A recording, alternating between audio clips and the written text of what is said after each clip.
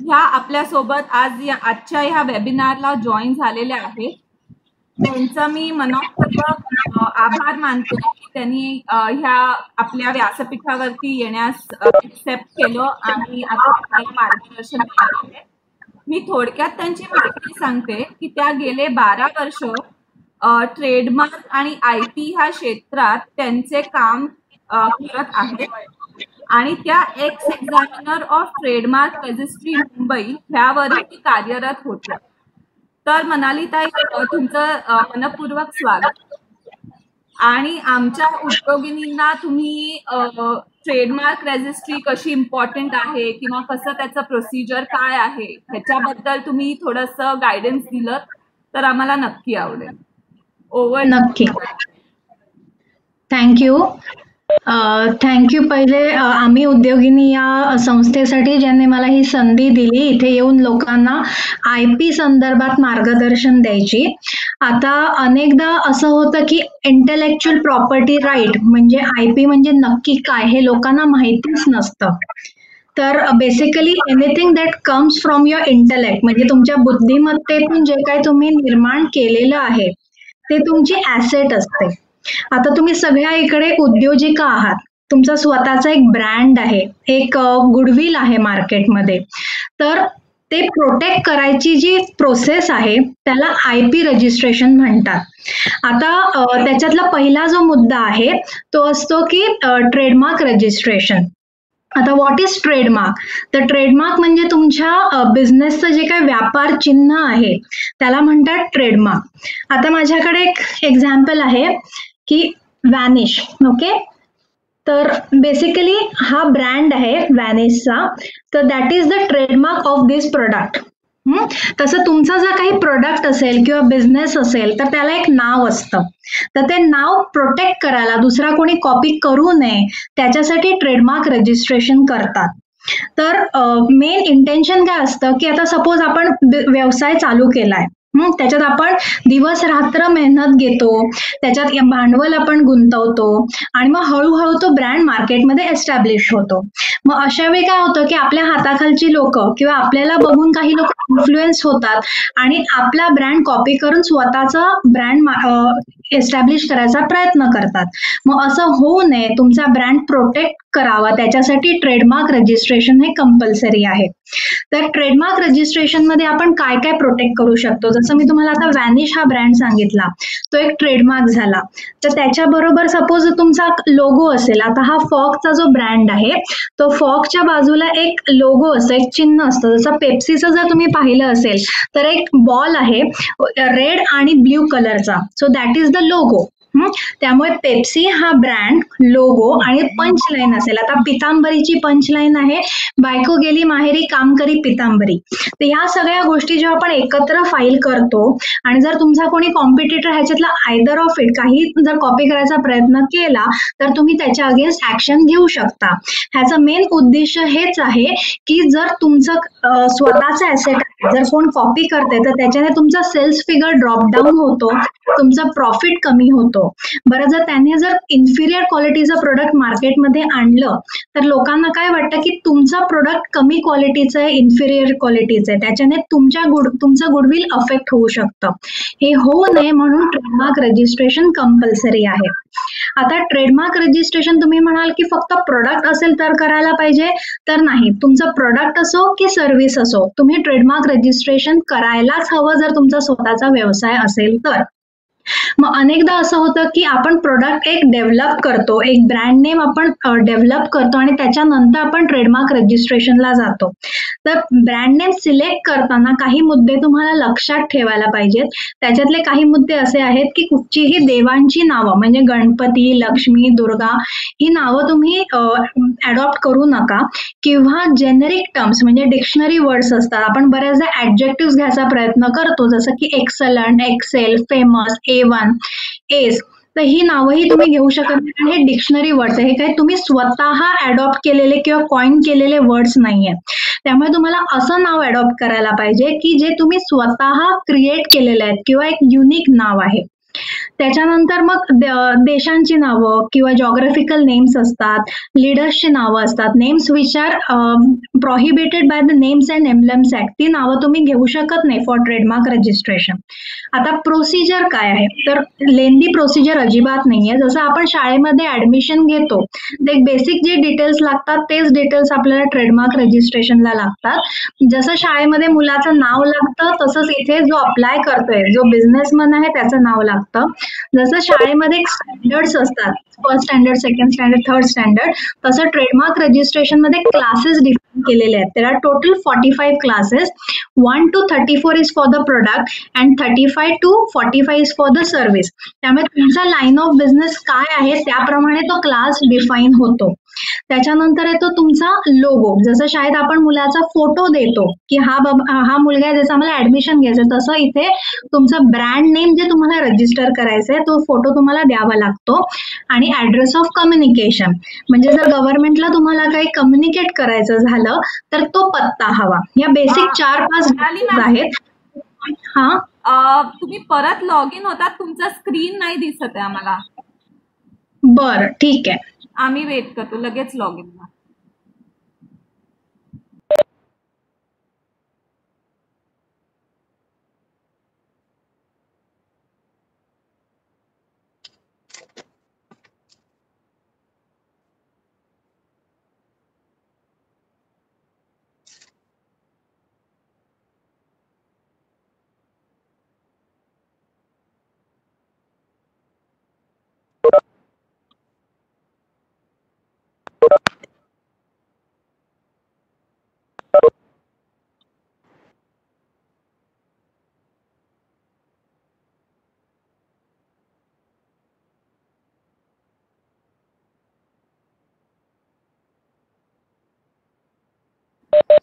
Manali ma'am,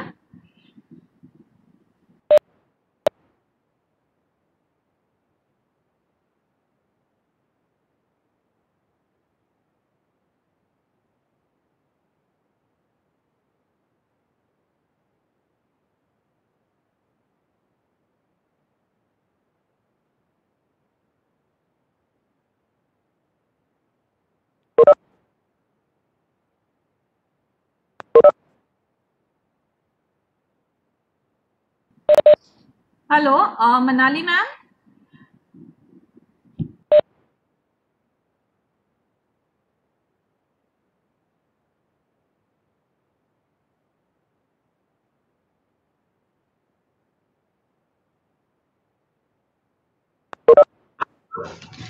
आता दिसते का मी?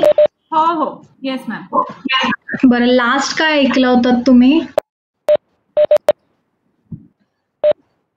ट्रेडमार्क रजिस्ट्रेशन कसं महत्वाचं आहे आणि तुमचा प्रॉफिट कमी होतो. आणि बरं बरं, मग आता ट्रेडमार्क अडॉप्शन पासून मी परत चालू करते.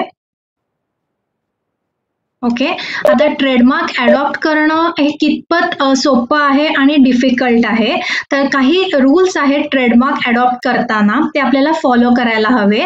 जसं की कुठच्याही कंट्रीजची नावं तुम्ही अडॉप्ट करू शकत नाहीत किंवा डिक्शनरी वर्ड्स तुम्ही घेऊ शकत नाही, जसं की फेमस, A1 जे ऑलरेडी आहेत. त्यामुळे तुम्हाला असं नाव, युनिक नाव घ्यायला पाहिजे की जे तुम्ही स्वतः क्रिएट केलेलं आहे, किंवा पॉइंट वर्ड म्हणजे 2 नावं एकत्र करून जर तुम्ही केलं तर ते रजिस्ट्रेशन होऊ शकतं. देवांची नावं रजिस्ट्रेशनला अलाउड नाहीत. मग जर तुम्ही म्हटलं गणपती, लक्ष्मी, विद्या, ही नावं ट्रेडमार्क रजिस्ट्रेशन होत नाहीत. त्याच्यानंतर नेम्स अँड एम्ब्लेम्स ऍक्ट मध्ये जी काही नावं आहेत ती पण तुम्ही ऍक्सेप्ट करू शकत नाहीत फॉर युअर ब्रँड. मग म्हणाल की मग राहिलं काय, तर मग तुम्ही ब्रँड बनवणारे जे असतात ना त्यांना तुम्ही कन्सल्ट करू शकता. ते तुम्हाला गायडन्स देतील की कसं करायचं. बरं, हे सिलेक्ट करताना पब्लिक सर्च हा एक ऑप्शन असतो, ज्याच्यात आम्ही फाइंड आउट करतो पहिले की ते नाव तुमचं रजिस्टर होऊ शकतं की नाही, आणि होत असेल तर आम्ही तुम्हाला गाईड करतो, नाही तर मग दुसरे काय पर्याय आहेत ते आम्ही तुम्हाला सांगतो. आता प्रोसिजर म्हटली तर व्हेरी सिंपल प्रोसिजर असते ह्याची. तुमचं नाव, तुमचा पत्ता, लोगो जो तुम्हाला रजिस्टर करायचा आहे तो, कधीपासून तुम्ही हा पर्टिक्युलर ब्रँड नेम वापरताय हे सर्वात इम्पॉर्टंट आहे. कारण सपोज मी एक ब्रँड 2 वर्षापासून वापरते, पण एक ऑलरेडी बिझनेसमन आहे जे 20 वर्षापासून ते ब्रँड वापरतायत. मग अशा वेळी त्यांना पहिला राईट जातो, कारण ते हा ब्रँड आधीपासून हा ब्रँड वापरतायत. त्यामुळे use of that particular brand name is ती जी डेट आहे ती मोस्ट इम्पॉर्टंट असते. आणि ऍड्रेस ऑफ कम्युनिकेशन म्हणजे तुम्ही तुमचा बिझनेस कुठे आहे, कारण जर गव्हर्नमेंटला काही कम्युनिकेट करायचं झालं तर ते त्या पत्त्यावर तुम्हाला नोटिफिकेशन्स पाठवतात. मग आता ह्याची खर्च किती, जर तुम्ही सोल प्रोप्रायटर आहात तर 4,500 ही गव्हर्नमेंटची फी आहे. अपार्ट फ्रॉम सोल प्रोप्रायटरशिप तुमची कुठचीही एंटिटी असेल, मग पार्टनरशिप असो, प्रायव्हेट लिमिटेड असो, काही असो, मग ती 9,000 आहे. बट जर तुमच्याकडे उद्योग आधार कार्ड असेल किंवा त्याला तुम्ही MSME सर्टिफिकेट जर असेल तर ती 9,000ची 4,500 फी होते. आता हे रजिस्ट्रेशन जे आहे हे टोटल 10 years साठी व्हॅलिड आहे. याचा अर्थ असा आहे की 10 वर्षानंतर हे संपतं का, तर आन्सर इज नो. तुम्ही ते परत रिन्यू करू शकता आणि रिन्यू केल्यानंतर again it is valid for next 10 years. आता बऱ्याचदा आता हे लॉकडाऊनच्या काळात असं झालं की आपल्याला प्रोडक्ट सेलिंग हे पॉसिबल नव्हतं. पहिल्यांदा e commerce platform open up झाला.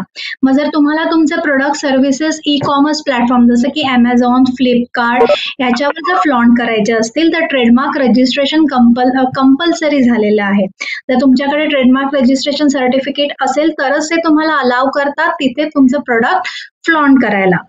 आता आपण बरेच लोक काय करतो की ऍडव्हर्टायझिंगवर खूप खर्च करतो.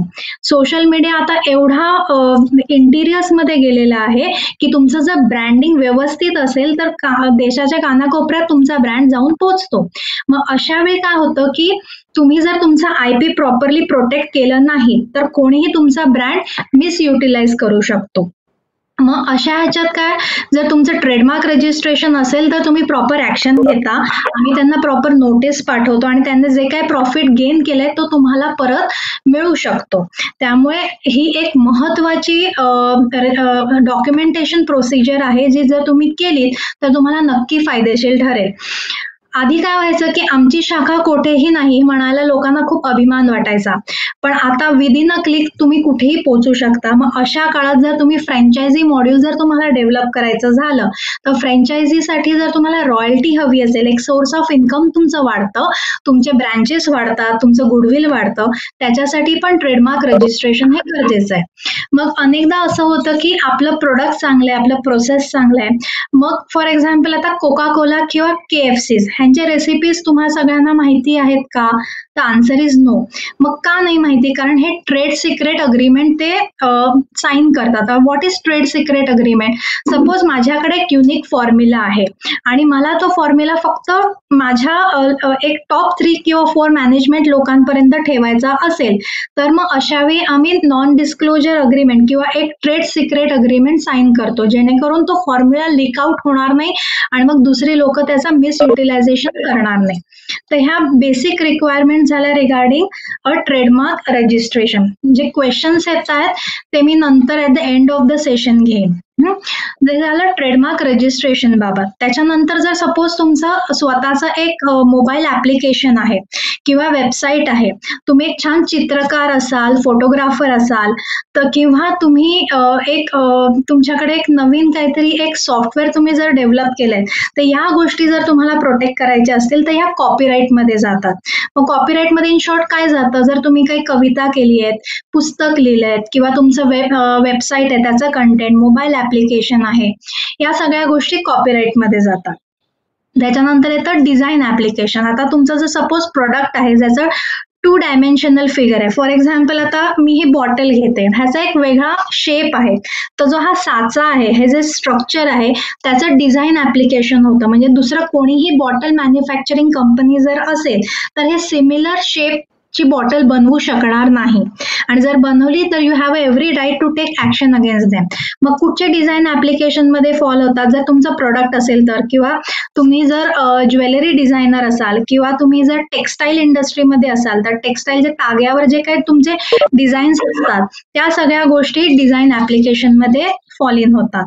त्याच्यानंतर येतं पेटंट. आता पेटंट म्हटलं तर लोकांना असं खूप कन्फ्युजन असतं की मॅम नक्की पेटंट रजिस्ट्रेशन हे काय असतं. तर जर तुम्ही काही नवीन डिस्कवरी केली आहे किंवा इन्व्हेन्शन केले असेल तर त्या गोष्टी पेटंटमध्ये जातात.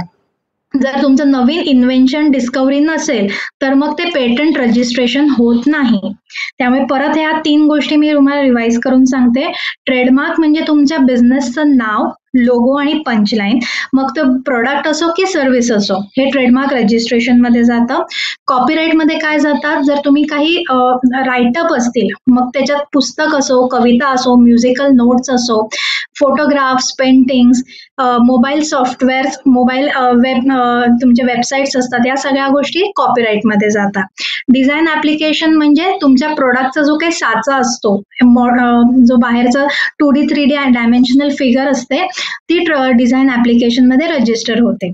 त्याच्यानंतर येतं जॉग्राफिकल इंडिकेशन. आता जॉग्राफिकल इंडिकेशन जर म्हणजे मी तुम्हाला एक उदाहरण द्यायचं झालं तर कोल्हापूरची कोल्हापुरी चप्पल किंवा आपण पुण्याची पुणेरी पगडी, म्हणजे जर प्रोडक्टचं नाव घेतलं तर आपल्याला जॉग्राफिकल एरिया पटकन कळून येते. तर त्या गोष्टी जॉग्राफिकल इंडिकेशन मध्ये आपण फायलिंग करू शकतो. आता प्रत्येकाकडे स्मार्टफोन असतो. आता स्मार्टफोन मध्ये जे आतमध्ये जे आयकॉन्स असतात, हे जे सगळे आयकॉन्स तुम्हाला दिसतात, ओके, छोटे छोटे असतात, those are called as basically covered up under copyright registration. त्याच्यानंतर जर तुमच्या हा मोबाईलच्या मागे जे नाव लिहिलं असतं, कुठच्या प्रोडक्टचा, कंपनीचा तो प्रोडक्ट आहे, तो ट्रेडमार्क मध्ये जातो. त्याच्यानंतर ही जी साईडची स्ट्रीप आहे, म्हणजे बेसिकली हे जे स्ट्रक्चर आहे, हे तुमचं डिझाईन ऍप्लिकेशन मध्ये जातं. आणि मोबाईलच्या आतमध्ये जे काही प्रोसेसिंग आहे, जे काही डिव्हाइस आहे, ते पेटंट मध्ये जातं.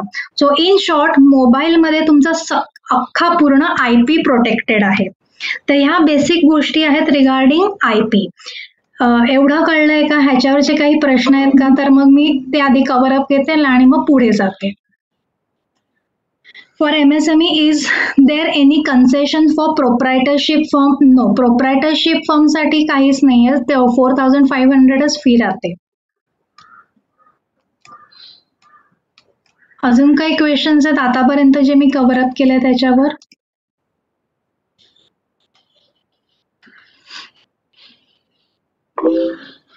माझ्या मुलाचे डान्स अकॅडमी आहे, तर त्याने लोगो आणि नेम डिझाईन केले, तर how can he register it? Okay, जर तुमच्या मुलाचा डान्स स्टुडिओ असेल तर त्याचा एक नाव, लोगो काहीतरी असेल, जसं तुम्ही म्हणालात, तर मग त्याच्यात एक फॉर्म मिळतो, TMA फॉर्म. तुम्ही ऑनलाईनही फाईल करू शकता, ऑफलाईन पण फायलिंग करू शकता.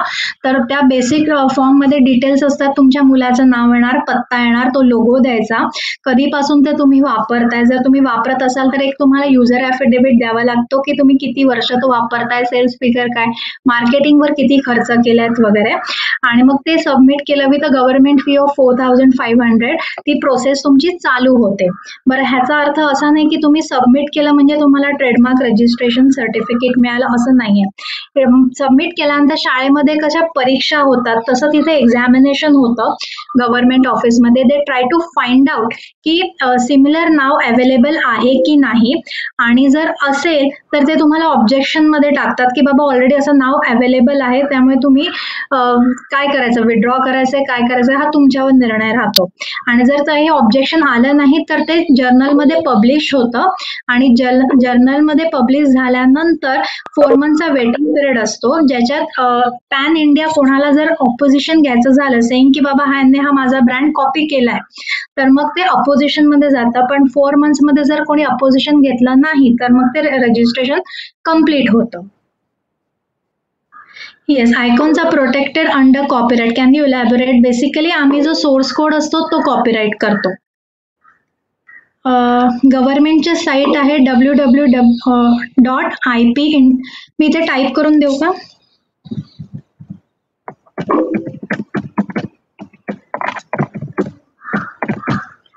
गव्हर्नमेंटची साईट मी तुम्हाला टाईप करून दिलेली आहे. त्याच्या ट्रेडमार्कच्या टॅबमध्ये जाऊन तुम्ही पब्लिक सर्च करू शकता.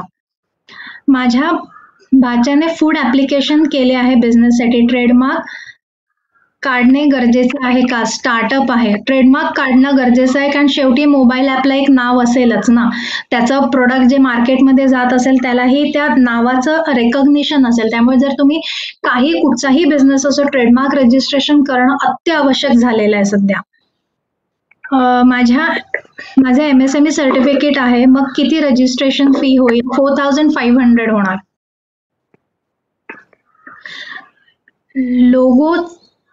लोगोच ट्रेडमार्क करावं का? लोगोचं ट्रेडमार्क असं म्हणायचंय का तुम्हाला? तर हो, लोगो, तुमचं ब्रँड नेम आणि पंचलाईन हे वेगवेगळं ट्रेड फायलिंग करण्यापेक्षा तुम्ही एका ऍप्लिकेशनमध्ये या गोष्टी तुम्ही फाईल करू शकता. Can we check on our own if the name is registered? If yes, then how to check? म्हणजे तुम्हाला जी गव्हर्नमेंटची साईट आता दिली आहे www.ipindia.nic.in, त्याच्यात ट्रेडमार्कचा ऑप्शन असतो. त्याच्यात पब्लिक सर्च मध्ये जायचं. पब्लिक सर्च मध्ये तुमचा ब्रँड नेम टाकायचा. बरं, आता तुमचा लाईन ऑफ बिझनेस काय आहे त्याप्रमाणे क्लास ठरतो. त्यामुळे मी तुम्हाला एक 45 क्लासेस आता मी तुम्हाला सांगू नाही शकणार, पण त्यासाठी तुम्ही जर कोणाची टेक्निकल हेल्पची मदत घेतली, ट्रेडमार्क अटर्नी किंवा वकिलाची, तर ते तुम्हाला क्लास डिफाईन करायला मदत करते. Whose contact details are registered with trademark register? How to change this detail? Basically, a person who is applying for the trademark, त्याचे कॉन्टॅक्ट डिटेल्स असतात. पण अनेकदा अटर्नी त्यांचे डिटेल्स देतात, कारण क्लायंटला कळतच नाही की नोटिफिकेशन काय आलं आणि मग स्किप होऊ शकतं. ते होऊ नये म्हणून जर मी माझ्या क्लायंटचं जर फायलिंग करत असेल तर सगळे कॉन्टॅक्ट डिटेल्स मी देते, माझे असतात तिथे. Is it renewable? Do we have to reconfirm and pay government fees again? आता जसं मी म्हटलं की आज जर मी अप्लाय केलं तर ते 10 वर्षासाठी व्हॅलिड असतं. आता गव्हर्नमेंटची जी रिन्युअलची फी आहे तीच 10 वर्षानंतर असेल असं नाही. इन्फ्लेशन होतं, त्यावेळी जी फी असेल त्यावेळी तुम्हाला ती पे करावी लागणार. My application of 2013 shows the status now as refused. What should be the name? Refuse म्हणजे ते ऍक्सेप्ट झालं नाही, आयदर बिकॉज ते तुमचं डिक्शनरी वर्ड असेल, देवाचं नाव असेल. हे मी तुम्हाला 1-to-1 बेसिसवर हेल्प आउट करू शकते. तुम्हाला फ्रेश फायलिंग करावं लागेल डिपेंडिंग अपॉन ते तो ब्रँड काय आहे, त्याचं रजिस्ट्रेशन होऊ शकतं की नाही. Can we change those contact details on the proprietor name? आता तुम्हाला नक्की काय चेंज करायचं ह्याच्यावर आहे. जर तुम्हाला तुमचा मोबाईल नंबर, ईमेल ID किंवा ऍड्रेस चेंज करायचा असेल तर होऊ शकतो. पण जर तुम्हाला ऍप्लिकंटचं नाव, सपोज आज मी IP फाईल केलंय माझ्या नावाने आणि दुसऱ्याला तो IP घ्यायचा असेल तर तो चेंज होऊ शकत नाही. मग त्याची परवानगी लागते ज्याच्या नावाने तो रजिस्टर्ड आहे. तुम्ही आता अनेक लोकांना कळत नाही की TM म्हणजे काय, R म्हणजे काय. TM म्हणजे बेसिकली त्यांनी अप्लाय केले पण त्यांना रजिस्ट्रेशन मिळालेलं नाहीये. R म्हणजे त्याचं रजिस्ट्रेशन प्रोसिजर पूर्णतः कम्प्लीट झालेली आहे आणि त्याच्याकडे सर्टिफिकेट आहे. मी कुठचे क्वेश्चन स्किप आउट केले का? नाही. मॅम तुम्ही कंटिन्यू करा. काही आपले राहिले असतील क्वेश्चन्स तर आपण ते नंतर परत कव्हर अप करू. ओके. आता अनेकदा काय होतं की म्हणजे आपण अंधेरी स्टेशन किंवा VT स्टेशनच्या बाहेर असं एक नाव अल्फाबेट इकडे तिकडे झालेलं बघितलं असेल. आता बऱ्याचदा असं होतं की हेड अँड शोल्डर्सच्या बॉटल्स मार्केटमध्ये असतात, ज्याचं पॅकेजिंग सेम असतं पण त्याचं नाव वेगळं असतं. मग तुम्ही काय म्हणाल की मॅडम आमचं नाव वेगळं आहे पण पॅकेजिंग तुमचं सेम होतं. ह्याच्याने लोकांना कन्फ्युजन क्रिएट होऊ शकतं माइंडमध्ये की बाबा हा प्रोडक्ट सेम आहे जो आपल्याला विकत घ्यायचा आहे. तर असं होऊ नये म्हणून तुम्ही नाव जरी वेगळं घेतलं तरी तुमचं ते पॅकेजिंग जे आहे प्रोडक्टचं ते तुम्ही सेम ठेवू नये, ते पण वेगळं असलं पाहिजे. अनेकदा फेविकॉलचे प्रोडक्ट्स मी मार्केटमध्ये बघितलेत. एकदा मी ट्रॅव्हल करत होते ट्रेनमध्ये, तर मला असं लांबून वाटलं की ते कॅडबरी आहे, पण जेव्हा जवळ घेतलं ते प्रोडक्ट हातात घेतलं तेव्हा त्याच्यात कॅडबरी म्हणजे पर्पल बॅकग्राऊंड होतं, व्हाईट फॉन्ट होता आणि कॅडबरीच्या जागी ते चौधरी लिहिलेलं होतं. आता मला वाचता येतं म्हणून मला तो फरक कळला, पण जर आपण खेड्यापाड्यात गेलो, गावात गेलो तर तो मायन्यूट फरक कळत नाही. हे जर चॉकलेटच्या बाबत झालं, पण जर औषधांच्या बाबत झालं, फॉर एक्झाम्पल आता मी हे औषध घेते, ह्या औषधाचं नाव आहे CLOCIP. जर मी बाकी सगळं पॅकेजिंग सेम ठेवलं आणि एक अक्षर इकडे तिकडे फिरवलं आणि जर त्याचं इन्फिरियर क्वालिटी असेल तर आता ही तरी पावडर आहे, जर इंटेकवाला औषध असेल तर कोणाचा जीव पण जाऊ शकतो. तर फार्मा कंपनीजसाठी the trademark registration absolute compulsory आहे. सो हे बेसिक मुद्दे झाले रिगार्डिंग आपलं IP रजिस्ट्रेशन. आणि तुम्हाला जर बऱ्याचदा असं होतं की आपल्याकडे एक आयडिया आहे पण आपल्याकडे फायनान्स नाहीये, मग आपण फायनान्सर शोधतो. मग फायनान्सरशी आपण जर आपला कन्सेप्ट शेअर केला, त्याच्याकडे पैसा आहे, तो दुसऱ्या दिवशी हा प्रोडक्ट किंवा हे सर्व्हिस मार्केटमध्ये लॉन्च करू शकतो. मग असं होऊ नये त्याच्यासाठी तुम्ही काय खबरदारी घेतली पाहिजे, तर नॉन डिस्क्लोजर अग्रीमेंट साईन करायचा. जेव्हा तुम्ही त्या माणसाला मीटिंगला भेटताय त्यावेळी ती नॉन डिस्क्लोजर अग्रीमेंट तुम्ही साईन करायचं, जेणेकरून त्या प्रोडक्टची जी काही IP राईट्स आहेत हे तुमच्याकडे राहतात आणि फक्त फायनान्शियल जो सपोर्ट आहे तो त्यांच्याकडे राहतो. मग काय टर्म्स अँड कंडिशन तुमच्या दोघांचे जे असतात ते तुम्ही त्याच्यात इन्क्लूड करू शकता. So this is the total overview regarding the IP. Any more questions? Me technically जास्त डिटेलमध्ये जात नाहीये कारण त्याच्याने तसं काही तुम्हाला फरक पडेल असं मला वाटत नाही. बेसिक नॉलेज मी तुम्हाला देण्यासाठी हा ओव्हरव्ह्यू दिलाय.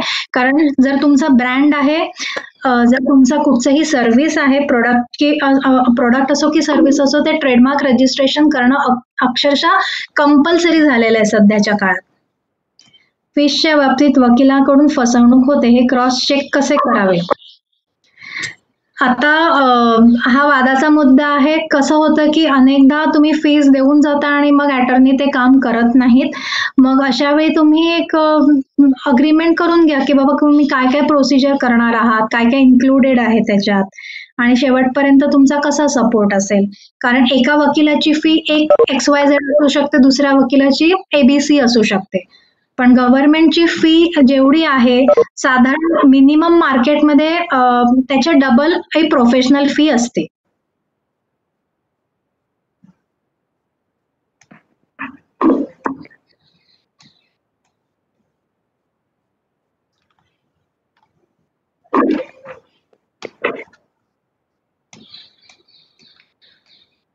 अनेकदा आपण जिंगल्स ऐकले असतात.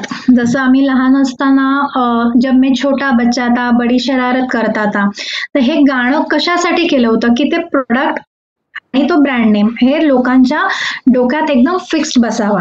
किंवा नेरोलॅक्सची जाहिरात असायची जी दिवाळीच्या काळात यायची, त्यामुळे ते मुलं काय मोठी माणसं काय ते अगदी मनात यायची आणि आपण कुठे जातो त्या लिंक व्हायचं की हे गाणं आणि हा ब्रँड. तर अशा गोष्टी पण तुम्ही IP मध्ये रजिस्टर करू शकता. अनेकदा असं होतं की एक पिढी पूर्णतः ती बिझनेस सेटल करण्यात जाते पण नेक्स्ट पिढीला त्या बिझनेसमध्ये इंटरेस्ट नसतो. मग अशा वेळी काय करायचं की तो बिझनेस बंद करण्याऐवजी तुम्ही त्याचं व्हॅल्युएशन करू शकता. जसं तुम्ही तुमच्या प्रॉपर्टीचं व्हॅल्युएशन करता तसं तुमच्या ह्या IPचं पण आम्ही व्हॅल्युएशन करतो.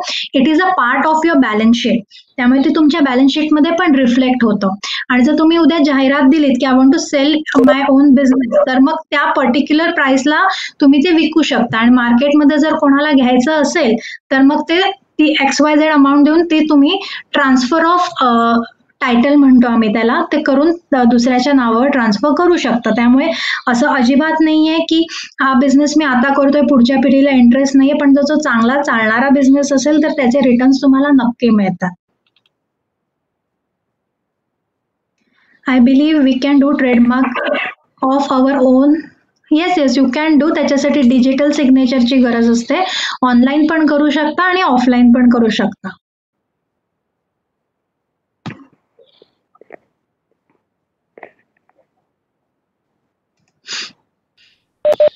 मनाली मॅडम, तुमचा नंबर बाकीच्यांमध्ये पण शेअर करते. त्यांना काही पर्सनल गायडन्स हवा असेल त्यांच्या पर्टिक्युलर ब्रँड बद्दल किंवा ह्याच्याबद्दल, तर ते तुम्ही नक्की त्यांना मदत कराल ना? नक्की नक्की. अजून कोणाचे काही क्वेश्चन्स आहेत?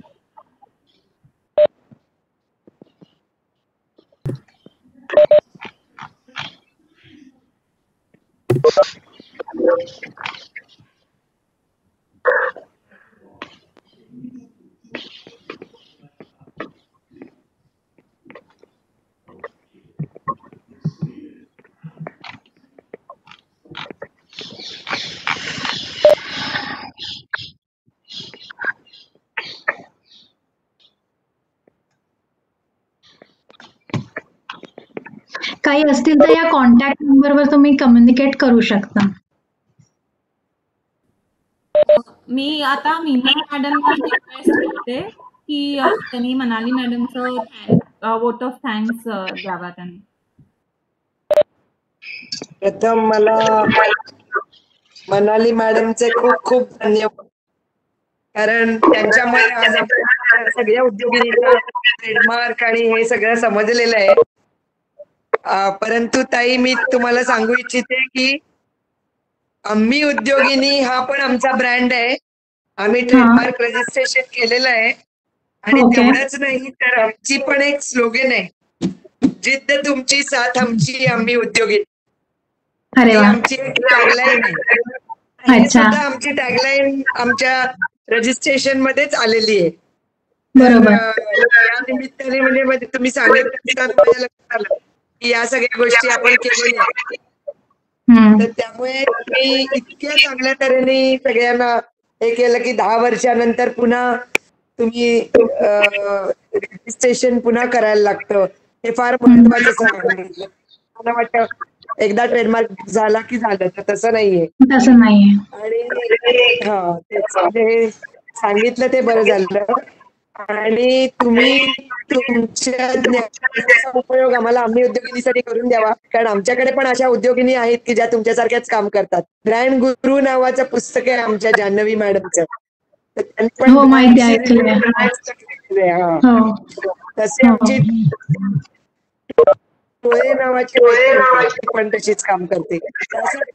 का त्याच्यामध्ये काम करतात, पण तुम्ही आमच्या बरोबर राहावं असं आमची इच्छा आहे. आम्ही उद्योगिनीच्या माध्यमातून येतील त्यांना आम्ही तुमच्याकडे पाठवू असं मला वाटतं. आणि नक्की नक्की सगळ्या महिलांसाठी मधुरा जरा काही सांगू इच्छिते. तर खूप खूप धन्यवाद तुमचे आणि ऐकणाऱ्यांचे पण. Those who are present with us, for them also we are really thankful to you. आणि दर मंगळवारी आमची ही मीटिंग असते. पुढच्या मंगळवारी पण अवश्य या, गुरुवारी पण एक मीटिंग आहे, त्याला पण या. आणि मधुरा काही सांगू इच्छिते. मधुरा क्वेश्चन आहे का?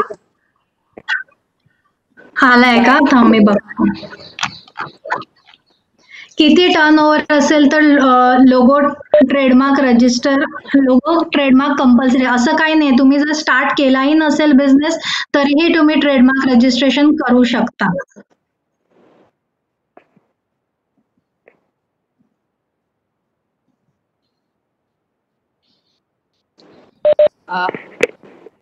चिटणीस मॅडम. हा मॅडम बोला. समजा जर कंपनीचे डिरेक्टर्स किंवा बदलले तर मग काय ट्रेडमार्कला फरक पडतो का? कंपनी हँड ओव्हर केली का, म्हणजे कंपनी रिसेल केली किंवा मर्जर झालं तर काय फरक पडतो? आता कंपनीचं नावच जर बदललं तर आपल्याला एक सेपरेट फॉर्म येतो, ओके, जो पोस्ट रजिस्ट्रेशन साठी व्हॅलिड असतो. तो फॉर्म आपण सबमिट केला आणि जर नवीन जे काही आपलं डॉक्युमेंटेशन आहे रिगार्डिंग द इनकॉर्पोरेशन और जॉईंट व्हेंचर और मर्जर, ते जर आपण त्याच्याबरोबर जोडले विथ ॲफिडेव्हिट, ते आपोआप ट्रान्सफर होऊ शकतं. ओके, ठीक आहे, कळलं. थँक्यू. वेलकम. सगळ्या उद्योगिनी जे आज प्रेझेंट आहेत त्यांना आपल्या दिवाळी अंकाबद्दल थोडंसं माहिती द्यायची आहे. आपला जो दिवाळी अंक आहे तो आपण इसेन्शियल फायटर्स जे आहेत त्या सगळ्यांच्या सर्व्हिसेस मध्ये असलेल्यांबद्दलची दिवाळी, म्हणजे पोलीस असो किंवा आर्मी असो, डॉक्टर्स असो, ज्यांना कधी सुट्टी मिळत नाही, दिवाळी असो तरी पण कधी त्यांना अचानक ड्युटी बोलवलं तर जायला लागतं, तर अशा सगळ्या सर्व्हिस मध्ये काम करणाऱ्यांची आपण मुलाखती घेणार आहोत आपल्या दिवाळी अंकासाठी. त्यामुळे तुमच्या ओळखीत पण कोणी असेल जे असे इसेन्शियल काम सर्व्हिसेस मध्ये आहेत तर त्यांची नावं आमच्या ब्रांच हेड्सना नक्की कळवा विथ फोन नंबर्स, म्हणजे आपण त्यांचे इंटरव्ह्यूज दिवाळी अंकासाठी कव्हर करू शकतो. आणि तुम्ही वेळात वेळ काढून आमच्यासाठी इकडे आलात आणि आमच्या सगळ्या उद्योगिनींना सविस्तर आणि सोप्या ह्याच्यामध्ये एवढी इन्फॉर्मेटिव्ह सेशन घेतलं आणि माहिती दिली त्याच्याबद्दल आम्ही उद्योगिनीतर्फे तुमचे खरंच धन्यवाद मानतो. आणि पुढे पण आम्हाला Thank you. काही मदत लागली तर नक्की तुमची आम्ही मदत घेऊ. नक्की नक्की. Thank you My so pleasure. Much ma'am. Thank you.